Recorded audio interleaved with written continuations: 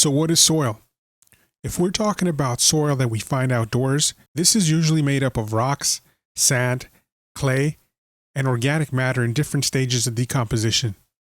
Everyone knows what rocks, sand, and clay are. But what's organic matter? Organic matter is defined as carbon-based substances derived from the remains of living organisms such as plants and animals, and also their waste products. Indoor soil, also known as grow medium, is a little different. Indoor soil usually has a peat moss or cocoa base. They also usually have some sort of large particle aeration medium like pumice or perlite. If this is an organic soil mix, then it's also going to have amendments made of organic matter. Let's look at these ingredients a little closer. Peat moss is a spongy, decomposed material that grows in boggy ground, wetlands, and marshes. Peat moss absorbs and holds water. It also has the ability to retain mineral nutrient ions, which can later be accessed by your plant's roots.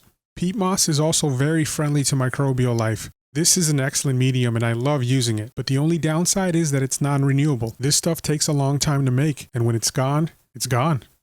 Coco Coir is a grow medium made from coconut husk. Cocoa also has the ability to hold lots of water and is very hospitable to microbial life.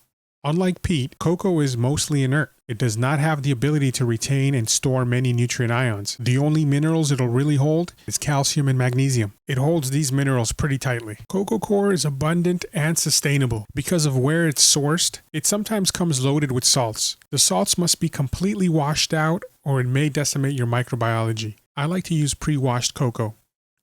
Pumice is a light and porous volcanic rock. Pumice is used to create pockets of air in your soil. It allows air to reach your root zone. Air is important to microbes and also your roots.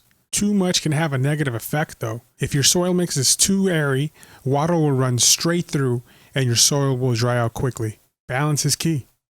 Perlite is a very light volcanic glass. This material serves the same exact purpose as pumice and is used the exact same way. The organic amendments found in your soil mixes are usually animal or plant-based. Organic matter is not plant food. It cannot be directly used by your plant. Organic matter first has to decompose into a much simpler form in order for the nutrients to become available to your plant. This is the part where bacteria and fungi are really important. Microbes decompose organic matter and convert them into plant-usable nutrients.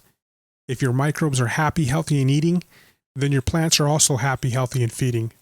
Let's take a closer look at some of the amendments listed in the ingredients section of a soil mix. Decomposed forest humus has a very fancy name, but it's basically finished compost. Compost is loaded with bacteria and nutrients. It also holds lots of water. The second ingredient is peat moss. Fish emulsion is produced from the remains of the fish processing industry. It's a good source of nitrogen. It also contains smaller amounts of phosphorus and potassium. Fish emulsion has many micronutrients and amino acids. It's loaded with bacteria. Crab meal is a byproduct of the crabbing industry. It's a great source of nitrogen and phosphorus. It's also a great source for calcium. Shrimp meal is rich in nitrogen, phosphorus, and calcium.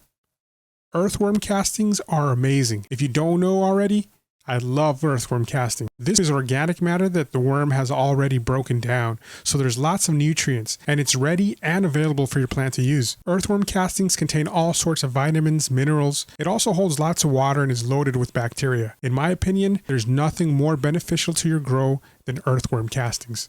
Sandy loam is just sand, and it helps with aeration. Bat guano is bat poop.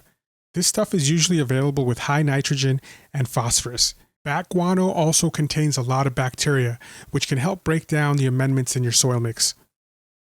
Rock dust provides your soil with trace minerals. Kelp meal is another one of my favorite amendments. It provides over 70 trace minerals, growth hormones, and auxins. It's also easily digestible by bacteria. Oyster shell is very high in calcium, and in this case it's being used as a pH buffer.